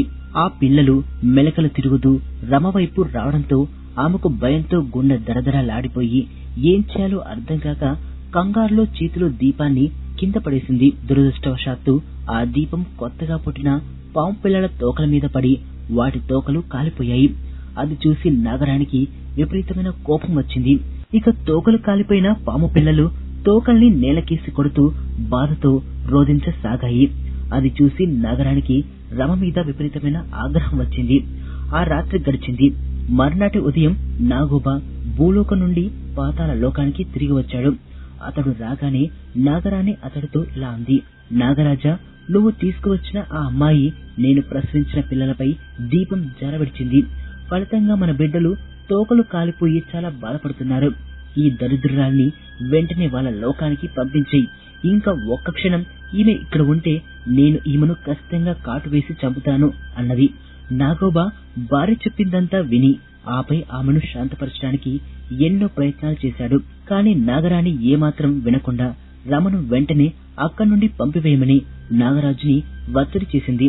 నాగరాణి ఇక ఈ విషయంలో తన మాట వినదని అర్థం చేసుకున్న నాగరాజు రమను అక్కడి నుండి పంపించి వేయడానికి అంగీకరించాడు. మళ్లీ తన పడగ మీద రమను కూర్చోబెట్టుకుని పాతాళ లోకం నుండి భూలోకంలోని రమ ఇంటి దగ్గరకు వెళ్లి ఆమెను అక్కడ వదిలిపెట్టాడు. కాలక్రమంలో తోకలు కాలిన 3 ఆడపాము పిల్లలు పెరిగి పెద్దవి అయ్యాయి. వాటి కాలిన తోకలు మాత్రం పెరగకుండా మోడుల్లాగా మిగిలిపోయాయి. అందువలన నాగరాజు ఆ పిల్లలకి తోకలేనిది, తోక తెగినది మరియు కర్ర తోకది అనే పేర్లు పెట్టాడు. పాతాళ లోకంలో ఈ ఆడపాము పిల్లలు ఎక్కడికి వెళ్లినా ఆ లోకంలో ఉండే ఇతర పాము పిల్లలు విచిత్రంగా ఉన్న ఆ పేర్లతో ఆ పాము పిల్లల్ని పిలుస్తూ ఎగతాళి చేయడం ప్రారంభించారు. పాము పిల్లలు తమ గృహానికి వెళ్లి తమ తల్లితో తమకు ఎదురవుతున్న అవమానాన్ని గురించి మొరపెట్టుకున్నాయి. బిడ్డలకు కలుగుతున్న కష్టానికి నాగరాణి ఎంతో ఆగ్రహం కలిగింది. నా బిడ్డల తోకలు కాల్చిన ఆ రమ అంతు చూడాలని నాగరాణి నిర్ణయించుకుంది. అందువలన నాగరాణి రమని కాటు వేయడానికి ఒక పథకం వేసింది. అది ఏంటంటే, రమ ప్రస్తుతం తన అత్తగారింట్లో ఉంటుంది. నాగరాణి రమకి ఒక సందేశం ఇలా పంపించింది. నా కుమార్తెలైన తోకలేనిది, తోక తెగింది మరియు కర్ర తోకది నిన్ను చూడాలని నీ అత్తగారింటికి వస్తున్నారు. నువ్వు వాళ్ళకి తగిన మర్యాదలు చెయ్యి. పాపం అమాయకురాలైన రమ ఆ వార్త విని ఎంతో సంతోషించింది. తనకి పుట్టిలు లేని లోటు తీర్చిన నాగరాజు బిడ్డలు తనకు చెల్లెలు లాంటివారు. అలాంటి వాళ్ళు తన దగ్గరికి రావడం ఆమెకు చెప్పరాని ఆనందాన్ని కలిగించింది. నిజానికి ఆ పాము పిల్లలు రమ మీద పగపట్టి ఆమెను చంపడానికి వస్తున్నాయి. ఆ విషయం రమకి తెలియదు. ఇంతలో నాగపంచమి వచ్చింది. ఇప్పుడు కాసేపటి తర్వాత నాగరాజు బిడ్డలు తన ఇంటికి వస్తారని రమ అనుకుంటున్నది. ఆమె నాగోబా భక్తురాలు కనుక నాగపంచమి రోజున నాగోబాను అనగా నాగరాజును ప్రత్యేకంగా పూజిస్తుంది. అందువలన ఆమె తన ఇల్లంతా నాగోబా బొమ్మలు ముగ్గుతో చిత్రీకరించింది. ఆ తరువాత ఆ ముగ్గులపైన రకరకాల రంగులు అద్దింది. మొత్తం మీద ఆమె ఇల్లంతా ఆకర్షణీయమైన నాగోబా బొమ్మలతో నిండిపోయింది. ఇంతలో నాగోబాకు నాగపంచమి నాడు చేసి పూజ మొదలు పెట్టాల్సిన సమయం అయింది. దాంతో రమ నాగోబా బిడ్డలు వస్తారు అన్న విషయం వదిలిపెట్టి నాగోబా పూజను ప్రారంభించింది. పూజ పూర్తవగానే నాగోబా విగ్రహానికి పాలను నైవేద్యంగా పెట్టి ఆపై అతిథులుగా రాబోతున్న నాగోబా బిడ్డలైన 3 సర్పాలకు 3 గిన్నెల్లో పాలు సిద్ధం చేసి ఆపై నాగోబా విగ్రహం ముందు చేతులు జోడించి నాగోబాను ఇలా ప్రార్థించింది. తండ్రి నాగోబా, నీ బిడ్డలు మరియు నా చెల్లెలు అయిన తోకలేనిది, తోక తెగినది మరియు కర్ర తోకది నా వల్ల ఎంతో గాయపడ్డారు.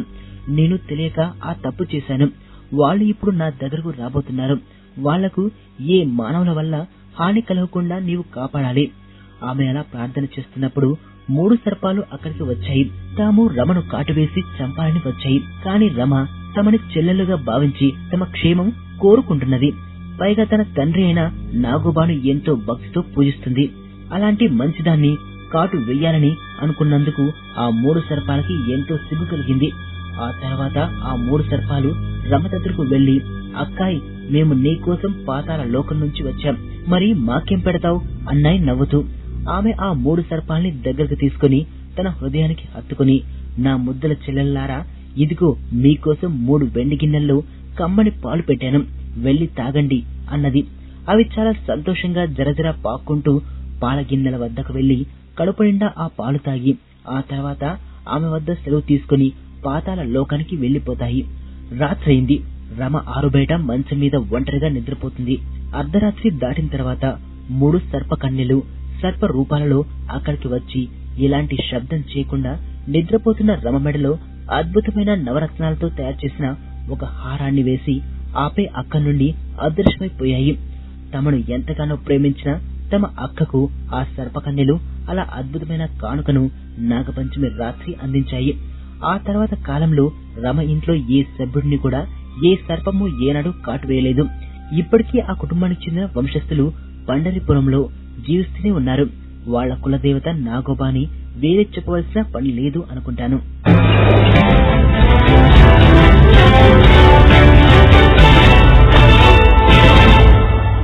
అద్భుతమైన నగరం, 12 అడుగుల మనుషులు, 100 జీవించే తెగ, సాధారణ ప్రపంచానికి దూరంగా గోప్యంగా తమ విశిష్టతను ఉనికిని కాపాడుకుంటున్న జాతి, నమ్మలేని జీవన ప్రమాణాలు, అద్భుతమైన శక్తులు.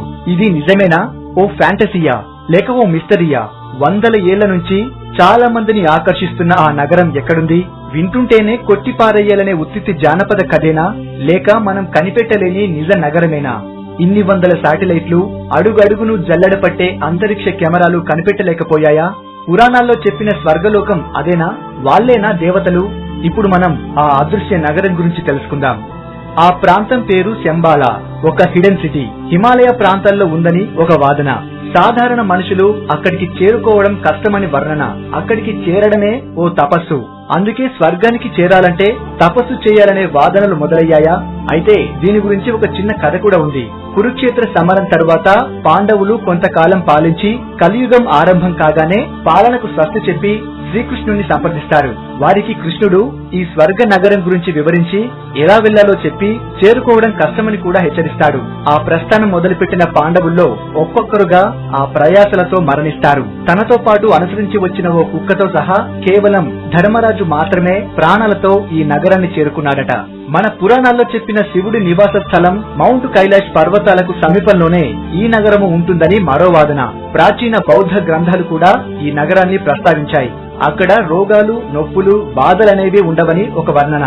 ఆ గ్రంథాలను బట్టే చైనీయులు ఎంతో కాలంగా ఆ నగరం గురించి తమ తాతల నాటి కథల్లో ఎప్పుడో చేర్చేశారు. హిమాలయాలు భారతదేశానికి పెట్టని కోటలా ఉండి మన దేశాన్ని రక్షిస్తున్నాయి. అదే హిమాలయాల్లో ఎన్నో రహస్యాలు దాగి ఉన్నాయి. అవి అంతు చిక్కని రహస్యాలుగానే ఉండిపోయాయి. ఉత్తరాన హిమాలయాలు, దక్షిణాన నల్లమల అడవులు ఇంతవరకు ఈ ప్రపంచంలోని ఏ వ్యక్తి కూడా పూర్తిగా వాటిలో ప్రవేశించలేకపోయారు. వాటిలో ప్రతి పౌర్ణమికి చాలా విచిత్రమైన సంఘటనలు జరుగుతుంటాయని పెద్దవాళ్ళు చెబుతుంటారు. అటువంటి వాటిలో చాలా ప్రముఖమైంది శంబాలా నగరం. మన పురాణాలు తెలియజేస్తున్న హనుమంతుడు కూడా హిమాలయాల్లో యతి రూపంలో ఇక్కడే ఉన్నట్టు తెలుస్తోంది. ఇదంతా ఒకెత్తైతే కొన్ని పరిశోధనలు, కొన్ని భారతీయ గ్రంథాలు, బౌద్ధ గ్రంథాల్లో రాసిన దాన్ని బట్టి చూస్తే బాహ్య ప్రపంచానికి తెలియని లోకం ఒకటి హిమాలయాల్లో ఉంది. దాని పేరే శంబాలా. దీన్నే చాలా మంది హిడెన్ సిటీ అని కూడా అంటారు. ఎందుకంటే వందలు వేల మైళ్ల విస్తీర్ణంలో ఉన్న హిమాలయాల్లో ఎక్కడో మనుషులు చేరుకోలేని చోట ఆ నగరం ఉంది. అది అందరికీ కనిపించదు. అది కనిపించాలన్నా చేరుకోవాలన్నా మనం ఎంతో శ్రమించాలి. మానసికంగా శారీరకంగా కష్టపడాలి. అంతో ఇంతో యోగం కూడా ఉండాలట ఆ నగరాన్ని వీక్షించాలంటే. ఎందుకంటే అది అతి పవిత్రమైన ప్రదేశమని, ఎవరికి పడితే వారికి కనిపించదని అంటారు. అక్కడ దేవతలు సంచరిస్తారని, ధర్మం 4 పాదాల మీద నడుస్తుంది అని చెబుతారు. ఉత్కృష్ట సాంప్రదాయాలకు అలవలమైన ఆ నగరం గురించి కొంతమంది పరిశోధకులు తమ జీవితాన్ని ధారపోసి కొన్ని విషయాలు మాత్రం సేకరించగలిగారు. సాక్షాత్తు శివుడు కొలువుండే మౌంట్ కైలాష్ పర్వతాలకు దగ్గరలో ఎక్కడో పుణ్యభూమి శంబాలా ఉంటుందని, ఆ ప్రదేశమంతా అద్భుతమైన సువాసన అలుముకొని ఉంటుందని అంటారు. పచ్చని ప్రకృతి నడుమ ఉండే శంబాలను వీక్షించడం అంటే మధురానుభూతి కలిగిస్తుందని చెబుతారు. బౌద్ధ గ్రంథాలను బట్టి శంబాలా చాలా ఆహ్లాదకరమైన చోటు. ఇక్కడ నివసించే వారు నిరంతరం సుఖ సంతోషాలతో, ఆయురారోగ్యాలతో ఉంటారు. పాశ్చాత్యులు ఆ ప్రదేశాన్ని ది ఫర్బెన్ ల్యాండ్ అని, the land off white waters అని అంటారు. చైనీయులకు కూడా శంబాలా గురించి తెలుసు. లోకంలో పాపం పెరిగిపోయి అంత అరాచకత్వం తాండవిస్తున్న సమయంలో శంబాలాలోని పుణ్య పురుషులు లోకాన్ని తమ చేతుల్లోకి తీసుకుంటారని, అప్పటినుంచి ఈ పుడమి పైన కొత్త శకం ప్రారంభమవుతుందని కొన్ని గ్రంథాలు చెబుతున్నాయి. ఆ కాలం 2424లో వస్తుందని కొన్ని గ్రంథాలు ఇప్పటికే తెలియజేశాయి. ఈ శంబాలాలో నివసించేవారు ఎలాంటి రుగ్మతలు లేకుండా జీవిస్తారని, వారి ఆయువు మామూలు ప్రజల కంటే రెట్టింపు ఉంటుందని, వారు మహిమాన్వితులని అనేక గ్రంథాలు, యోగులు, పుణ్యపురుషుల ద్వారా తెలుసుకున్న రష్యా 1920లో శంబాలా రహస్యాన్ని తెలుసుకోవడానికి తన మిలిటరీ ఫోర్స్ ను పంపి పరిశోధనలు చేయించింది. అప్పుడు శంబాలాకు చేరుకున్న రష్యా మిలిటరీ అధికారులకు అనేక ఆశ్చర్యకరమైన విషయాలు తెలిసాయి. అక్కడి యోగులు, గురువులు దాని పవిత్రత గురించి తెలిపారు. ఈ విషయాన్ని తెలుసుకున్న హిట్లర్ 1930లో శంబాలా గురించి తెలుసుకోవడానికి, పరిశోధించేందుకు ప్రత్యేక బృందాలని పంపించాడు. ఆ బృందానికి నాయకత్వం వహించిన హెన్రిచ్ హిమ్లర్ కూడా అక్కడ గొప్పదనం తెలుసుకుని దేవతలు సంచరించే ఆ పుణ్యభూమి భూమిపైన ఏర్పడ్డ స్వర్గమని హిట్లర్ కి చెప్పాడు. అంతేకాక హిమ్లర్ శంబాలాలో మరెన్నో వింతలు, విశేషాలు, మానవ మాత్రులు కలలో కూడా అనుభవించని గొప్ప అనుభూతుల్ని సొంతం చేసుకున్నాడని అంటారు. గోబీ ఎడారికి దగ్గరలోనే ఉన్న శంబాలానే రాబోయే రోజుల్లో ప్రపంచాన్ని పాలించే కేంద్ర స్థానం అవుతుందని బుద్ధుడు కాలచక్రలో రాశాడంటారు. దీన్నే చాలా మంది ప్లానెట్స్ ఆఫ్ హెడ్ సెంటర్ అని కూడా అంటారు. శంబాలా గురించి ఫ్రాన్స్ కు సంబంధించిన చారిత్రక పరిశోధకురాలు, ఆధ్యాత్మికవేత్త, బౌద్ధ మత అభిమాని, రచయిత్రి అలెగ్జాండ్రా డేవిడ్ నీల్ పరిశోధించి గ్రంథాలు రచించింది. ఆమె తనకు 56 ఏళ్ల వయసులో ఫ్రాన్స్ నుంచి టిబెట్ వచ్చి లామాలను కలుసుకుంది. వారి ద్వారా శంబాలా గురించి తెలుసుకుని అక్కడికి వెళ్లి మహిమాన్వితుల ఆశీస్సులు తీసుకోవడం వల్లనే ఆమె ఏకంగా 101 సంవత్సరాలు బతికిందని, అంతేకాకుండా పాశ్చాత్య దేశాల నుంచి వచ్చి టిబెట్ లో కాలు మోపిన తొలి యూరోప్ వనిత ఆమె. అలాగే షాంఘై నగరానికి చెందిన పరిశోధకుడు డాక్టర్ లాయోసిన్ కూడా శంబాలాపై చాలా పరిశోధన చేశాడు. ఆయన తన పరిశోధన గురించి చెబుతూ శంబాలా అనేది భూమి నుంచి స్వర్గానికి వేసిన వంతెన అంటూ పేర్కొన్నారు. ఆ ప్రాంతం ప్రపంచంలో ఏ ఇతర ఆధునిక ప్రాంతానికి తీసిపోదని తెలిపాడు.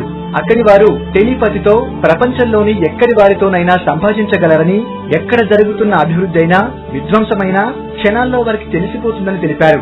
శంబాలా 8 రేకుల భారీ కలువ పువ్వు ఎలా ఉంటుందో ఆ ఆకారంలో ఆ నగరం ఉంటుందని తెలిపాడు. హిట్లర్ తన ఆర్మీని అక్కడకు పంపి చాలా విషయాలు సేకరించాడు. అతనికి అద్భుతాలు అంటే చాలా ఇష్టం. అందుకే అతను వియన్నాలో మంత్ర, యోగ విద్యలు నేర్చుకున్నాడు. ఆ ఆసక్తితోనే అతను కొంత సంస్కృతం కూడా నేర్చుకున్నాడని అంటారు. శంబాలా గురించి ఎక్కువ సంఖ్యలో రాయబడిన సంస్కృత గ్రంథాలను అధ్యయనం చేయడానికి అతను సంస్కృతం నేర్చుకున్నట్టు, ఆ కారణంగానే అతను తరువాత స్వస్తిక్ ముద్రను వాడేవాడని అంటారు. ప్రపంచం మొత్తాన్ని తన ఆధీనంలోకి తెచ్చుకోవాలి అనుకున్న హిట్లర్ కొంతమంది రహస్య అనుచరులతో కలిసి శంబాలాకు పయనం కట్టాడని, అక్కడి ఆధ్యాత్మికవేత్తలతో కలిసి వారి సాయంతో ప్రపంచాన్ని తన గుప్పిట్లోకి తెచ్చుకునేందుకు ప్రయత్నించాడని అంటారు. పురాతన విజ్ఞాన శాస్త్రవేత్త మేడం బ్లవెట్స్కీ ఈ విషయాలను ప్రపంచానికి వెల్లడించినప్పుడు విశ్వ మానవులు అంతా షాక్ తిన్నారు. అయితే హిట్లర్ పన్నాగాన్ని శంబాలా ఆధ్యాత్మికవేత్తలు పడనివ్వలేదు. దాంతో చేసేదేమీ లేక హిట్లర్ ఒట్టి చేతులతో వెనక్కి తిరిగాడు. వెనకటి కాలానికి చెందిన లామా మింగ్యూర్ డోండాప్ చెప్పిన దాని ప్రకారం శంబాలా ప్రజలు దాదాపు 12 అడుగుల పొడవుంటారు. విష్ణువు కూడా తన 10వ అవతారమైన కల్కి కూడా శంబాలా నుంచే వస్తాడని తెలిపాడు. మామూలుగా కనిపించని శంబాలాకి చేరుకోవడానికి బౌద్ధ గ్రంథాలలో కొన్ని ఆధారాలు ఇవ్వబడ్డాయి. దాని ప్రకారం హిమాలయాల్లో ఎక్కడ ఉందో తెలియని శంబాలా నగరం చేరుకోవడానికి చాలా ప్రయాసపడాలి. అలా ప్రయాణం సాగిస్తుండగా తొలుత అంతూ దరి లేని ఎడారి వస్తుంది. అదే గోబీ ఎడారి. దాన్ని కూడా దాటిన తర్వాత పర్వతాలు ఎదురవుతాయి. వాటిని కూడా దాటి హిమాలయాల నడిబొడ్డుకు రావాలి. అప్పుడు కూడా శంబాలా కనిపిస్తుంది అని చెప్పలేం. ఎందుకంటే ఆధ్యాత్మిక ధోరణి లేని వారు, పాపకర్మల ఫలం అనుభవిస్తున్న వారికి హిమ సమూహాల నడుమ కేవలం మంచు దిబ్బలు, దట్టమైన మేఘాలు, కొండలు, కోణలు మాత్రమే కనిపిస్తాయి. అక్కడి అసాధారణమైన వాతావరణం వల్ల శంబాలా సంగతి అటుంచి మృత్యువు సంభవిస్తుందని బౌద్ధ గ్రంథాలు తెలుపుతున్నాయి. కొంతమంది పరిశోధకులు, చరిత్రకారుల అభిప్రాయం వరకు శంబాలా టిబెట్ హిమాలయాల్లోని కుండున్ పర్వత సమూహంతో ఉండవచ్చని అంటారు. శంబాలానే శ్వేతదీపమని, ధ్రువలోకమని అంటారు.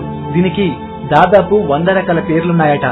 ఇప్పుడున్న ఉపగ్రహ కెమెరాలు కింద భూమి మీద ఎవరైనా పేపర్ చదువుతుంటే ఆ పేపర్ లోని హెడ్లైన్స్ ను స్పష్టంగా ఫోటో తీయగలవు.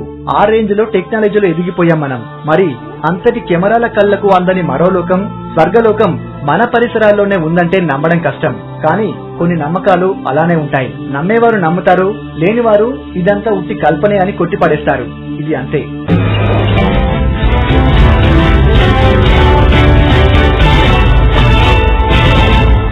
కొన్ని లక్షల సంవత్సరాలుగా మనిషి తాను ఒకప్పుడు అద్భుత శక్తులు అని నమ్మిన వాటన్నింటినీ తెలుసుకుంటూ తానే వాటిపై ఆధిపత్యం సాధిస్తూ వచ్చాడు. తన పుట్టుకకు ముందు నుంచే ఉన్న ప్రకృతి మీదే తాను పట్టు సాధించాడు. అతీత శక్తులు ఏమీ లేవని నిరూపించి తానే అన్నిటికంటే అధికున్నని నిరూపించుకోవాలనుకున్న ప్రతిసారి ఎక్కడో ఒక సవాల్ మనిషిని వెక్కిరిస్తూనే ఉంది. ఇప్పటికీ సమాధానాలు దొరకని మిస్టరీలెన్నో ఈ ప్రపంచంలో ఇప్పటికే ఉండగా మనిషి కోసం మరికొన్ని సవాళ్లు పుట్టుకొస్తూనే ఉన్నాయి. మన దేశంలో ఇప్పటికీ పరిష్కరించలేని మిస్టరీల మీద ఓ చిన్న లుక్కేద్దాం. కవలపిల్లల ఊరు కొడివి. ఆ గ్రామం కవలపిల్లల కారణంగా అంతర్జాతీయ ఖ్యాతిని ఆర్జించింది. 2000 కుటుంబాలు నివసించే ఆ చిన్న ఊరిలో 400 జతల కవలపిల్లలు ఉన్నారంటే ఆశ్చర్యం వేయకమానదు. ఆ గ్రామం కేరళలోని మలప్పురం జిల్లాలో ఉంది. పేరు కొడివి. ఎక్కడైనా 1000 మంది జన్మిస్తే 6 కవలపిల్లలు పుట్టడం సహజం. కానీ ఈ గ్రామంలో మాత్రం ప్రతి 1000 మంది జన్మిస్తే 45 మంది కవలలుంటున్నారు. సున్నీ ముస్లింలు ఇక్కడ అధిక సంఖ్యలో ఉన్నారు. మరో విశేషం ఏంటంటే ఇక్కడి మహిళలకు పెళ్లిళ్లై సుదూర ప్రాంతాలకు వెళ్లినా వారికి కూడా కవలలే పుడుతున్నారు. ఇటీవలి కాలంలో వీటి సంఖ్య మరింత పెరిగింది. ఇక్కడ 10 ఏళ్లలోపు పిల్లల్లో 80 జతల కవల పిల్లలున్నారు. ఎన్నో పరిశోధనలు చేసినా కేవలం ఈ ఊరిలో మాత్రమే ఇలా కవలలు ఎందుకు పుడుతున్నారన్నది మాత్రం మిస్టరీగానే మిగిలిపోయింది. తాజ్ మహల్ అజరామర ప్రేమకు చిహ్నం.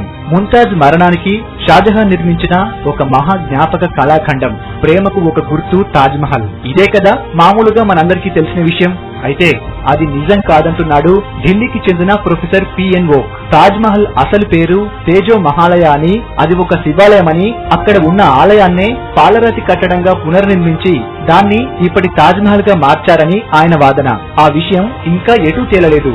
ఎందుకంటే 2 పక్షాల సాక్ష్యాలు సమానంగానే ఉన్నాయి. ఇప్పటికీ తాజ్ మహల్ వివాదంలో నిజమేంటన్నది మిస్టరీగానే ఉండిపోయింది. శాపం కారణంగా ఒక ఊరే ఖాళీ అయిపోయింది.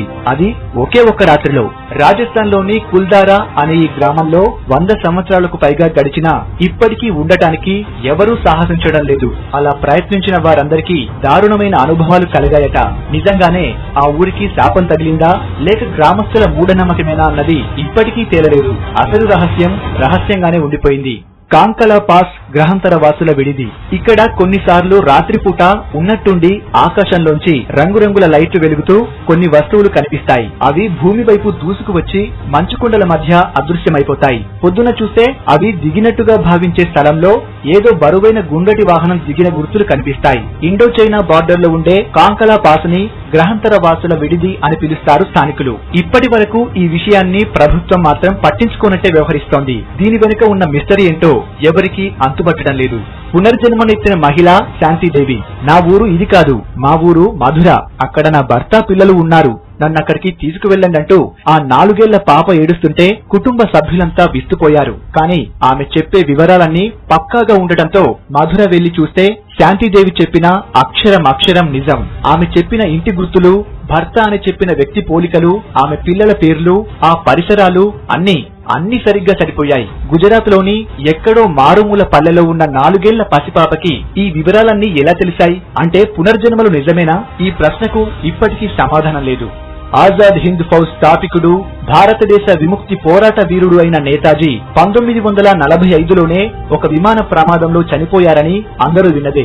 కానీ ఆయన్ని రష్యన్ నియంత స్టాలిన్ చంపాడు అనే ఒక కథ కూడా ప్రచారంలో ఉండేది. కొన్నాళ్లకి ఆయన మన దేశంలోనే అజ్ఞాతంగా ఉంటూ ఒక బాబాగా జీవించి 1985లో చనిపోయారు అనే వాదన కూడా ఒకటుంది. అయితే ఇందులో ఏది నిజమన్నది ఇప్పటికీ అంతుపట్టని రహస్యమే. దేవుడిలా భావించిన మనుషులకి గుడి కట్టడం విన్నాం, కానీ ఒక బైక్ కి గుడి ఉండటం ఒక వింత. అయితే ఆ బైక్ నే బాబాగా భావించడం మరో వింత. చోటియాల గ్రామానికి చెందిన